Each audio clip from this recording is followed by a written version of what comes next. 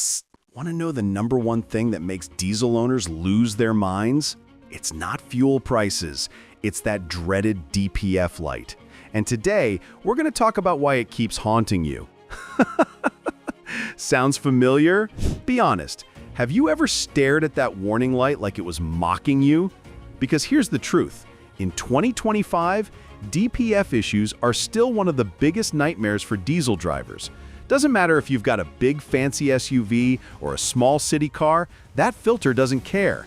And in this video, we're going to dig deep into why your filter keeps failing, the sneaky little mistakes most of us make every single week, and how to save yourself literally thousands of dollars by avoiding them. Stick with me till the end because I've got a trick that almost no one talks about, a simple move that can add years to your DPF's life. Let me ask you this. Have you ever been stranded on the side of the road because of a clogged filter? Or maybe you shelled out over $1,000 for a replacement only for the same issue to pop back up just months later? Yeah, you're not alone. One of my subscribers wrote me last month, "Man, I bought this car to save on fuel, but I feel like I'm working just to pay off repair shops." He replaced his filter twice in under 2 years. Imagine that. 2 filters, 2 massive bills, and he's still scared every time the light flashes. So why is this still such a huge deal in 2025? Well, governments are doubling down on emissions laws, cars are loaded with more sensitive sensors than ever, and diesel is still everywhere. The result? One wrong move, and suddenly you're in limp mode, burning cash on repairs, maybe even failing inspection. And let's be real. When that warning light comes on, people either panic and call a mechanic immediately, or they ignore it like it's just another notification on their phone. Some think, maybe it'll fix itself. Spoiler alert, it never does. Ignoring that light is like ignoring chest pain and saying, "I'll walk it off." Think about it. Your car is literally choking on its own fumes, and you're still pushing the accelerator. It's like smoking 2 packs a day and being shocked when you start coughing. All right, let's break this down. The top reasons your DPF keeps failing. And I promise you, some of these will sound way too familiar. Reason number 1, short trips, the DPF killer. Hands up, who mostly drives around town? Quick trips to the store, picking kids up, short commute to work. Yeah, that's the number 1 DPF assassin. Here's why. The filter needs serious heat to burn off the soot. If the engine never gets hot enough, the soot just piles up like cholesterol in your arteries.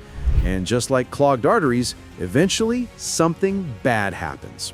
Real story, my buddy Tom bought a diesel SUV, drove maybe 3 miles to work and back. That's it. Within 6 months, first DPF warning. Within a year, full replacement. Cost him $1,800. He told me, "I thought I was saving money on fuel." I said, "Yeah, man, but how's that repair bill looking?" And it's not just him. Think about parents dropping kids at school, then driving home. 2 miles there, 2 miles back. Do that every day, and your filter basically never has a chance to clean itself. It's like trying to lose weight while eating donuts at midnight. It's just not going to work. Reason number 2, bad fuel choices. Okay, confession time. How many times have you gone for the sketchy discount fuel station because the price looked good? Don't lie. Yeah, those cheaper fuels often mean more impurities, more soot, more stress. That saving at the pump is basically a down payment on your next repair. Reason number 3, ignoring regeneration. Your car is smart. It tries to clean itself. It's called regeneration. But here's the mistake. People interrupt it. They see the revs go up, hear a fan running, maybe smell something weird and think, "Uh-oh, better turn it off." Wrong move. Cutting off regeneration is like pulling cookies out of the oven half-baked. You end up with a gooey mess that collapses. Let it finish. I once stopped my car mid-regen because I thought something was wrong. Guess what?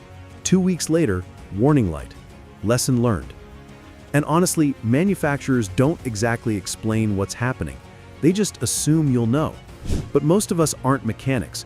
We're just trying to get home after work without our car yelling at us. Reason number 4, using the wrong oil. This one blows my mind. People spend 30 grand on a car, but buy the cheapest oil on the shelf. Wrong oil creates more ash, and ash in your filter is like cement, it doesn't burn off. DPF delete kits promising smoother driving, miracle liquids that clean your filter overnight. Sounds tempting, right? Until you realize, in 2025, emission checks are strict. Delete your filter and you're looking at failed inspections, giant fines, maybe even trouble selling your car. I had a subscriber write, "I change oil every 10,000 miles. Why does my DPF still clog?" I ask, "Are you using low SAPS oil?" Silence. Yeah, there's your answer. I mean, think about it. Would you buy a premium espresso machine and then use instant coffee powder in it? Of course not. Same thing with oil. The right stuff makes all the difference. A friend of mine did this all the time. He bragged, "I saved $20 a month." 2 months later, his filter clogged. Mechanic charged him $800. I asked, "So how's that savings plan working?" What would you do? Save a few bucks now or avoid a $2,000 repair later? Exactly. Reason number 5, turbo or EGR issues. The DPF isn't always the villain. Sometimes your turbo is leaking oil or your EGR valve is sending way too much soot downstream. You replace or clean the filter, but the root cause is still there. Ever heard, "Don't shoot the messenger"?